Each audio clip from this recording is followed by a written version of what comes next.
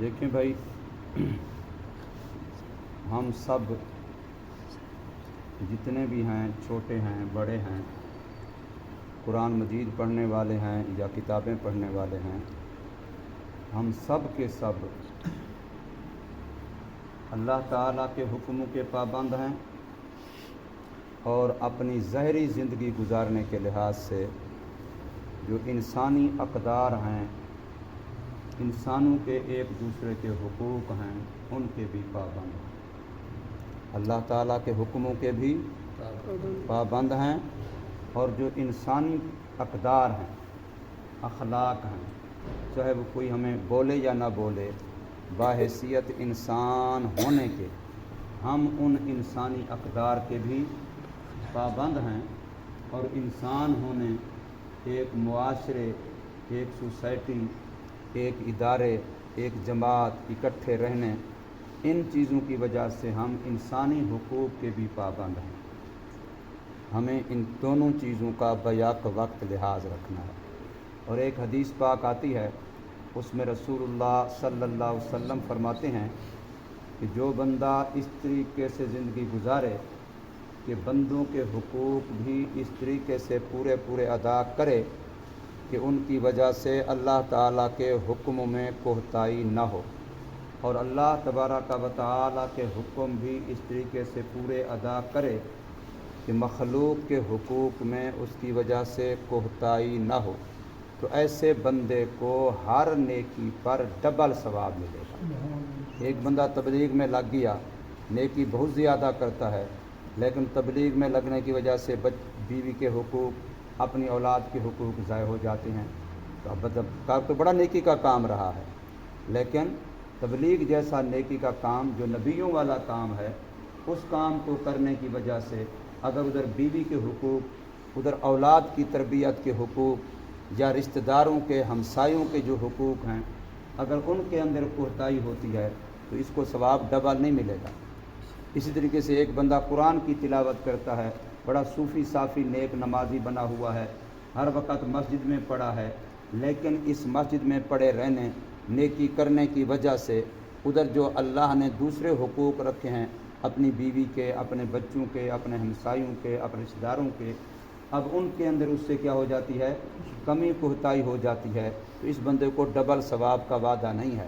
Double ثواب کا وعدہ اسی بندے سے ہے کہ جو دونوں میں ایسا توازن قائم رکھے، دونوں میں ایسا توازن قائم رکھے کہ نیکی کا کام بھی کرے، اللہ کے حکم بھی پورے کرے، لیکن اس انداز سے کرے، اس طرز پہ کرے کہ ادھر مخلوق میں سے کسی کا حق ضائع نہ ہو، کسی کا حق مارا نہ جائے، اور ان کے حقوق بھی پورے ادا ہوں، تو ایسے بندے کے لیے ہر نیکی پر ڈبل ثواب کا وعدہ ہے۔ رسول اللہ صلی اللہ علیہ وسلم نے اس کی خبر عطا فرمائی ہے، دی ہے کہ اللہ پاک اس بندے کو ہر نیکی پر ڈبل ثواب دے گا۔ یہ کتنی بڑی بات ہے۔ رسول اللہ صلی اللہ علیہ وسلم سے بڑا نیک کوئی ہو سکتا ہے، لیکن حضور صلی اللہ علیہ وسلم سے بڑا کوئی مخلوق کے حقوق ادا کرنے والا ہو سکتا ہے؟ دونوں طرف اعلیٰ نمونہ ہے کہ اگر اللہ کی عبادت کے لحاظ سے دیکھیں تو کھڑے پاؤں میں برہم ہو رہا ہے، اور اگر ادھر دیکھیں اپنے گھر والوں کے ساتھ تو اتنا بھی گوارا نہیں کہ رسول اللہ صلی اللہ علیہ وسلم نماز پڑھ رہے ہیں، جگہ تنگ ہے، حضور صلی اللہ علیہ وسلم کی بیوی ہے، اس نے تو آرام کرنا ہے، وہ سو رہی ہے، اس کو یہ نہیں کہ میں نماز پڑھ رہا ہوں لہذا تو ادھر ہو کے سو، سکڑ کے سو، تنگ ہو کے سو، میرے سجدے کی جگہ پر میرے سامنے تیرا جسم نہ آئے، تیری ٹانگیں نہ آئیں، نہیں، تو بالکل ایزی سو۔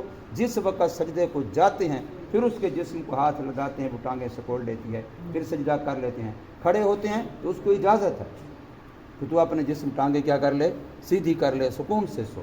اب وہ غور کرے انسان اس چیز میں کہ کتنی تعلیم دی جا رہی ہے، کہ ورنہ یہ میں ہوتا تمہیں پتہ نہیں میں نماز پڑھ رہا ہوں، خبردار کسی کو آواز آئی تو ادھر ہو کے سو، اٹھ جائے اس کمرے سے، تمہیں پتہ نہیں میں تلاوت کر رہا ہوں، تمہیں پتہ نہیں میں ذکر کر رہا ہوں۔ ہم اتنے صوفی صافی بن جاتے ہیں کہ دوسروں کی، ہماری نماز دوسروں کی اذیت، ہماری تلاوت دوسروں کی اذیت، ہمارا ذکر دوسروں کی اذیت، ہماری تبلیغ دوسروں کی اذیت۔ اگر یہ مسئلہ ہوگا پھر ڈبل ثواب کا وعدہ نہیں ہے۔ ڈبل ثواب کا وعدہ. یہ امت وسط ہے، امت اعتدال ہے. بڑا خوبصورت نظام دیا اللہ تعالیٰ نے، خوبصورت سا نظام کہ فرائض بھی پورے کرو، اللہ کے حکام پورے کرو، لیکن اس انداز سے پورے کرو کہ اللہ کی مخلوق کے حقوق ضائع نہ ہوں، اللہ کی مخلوق کو تمہاری وجہ سے تکلیف نہ ہو. سمجھے؟ یہ زندگی دی ہے اللہ تعالیٰ نے ہمیں اسلام کی روح سے.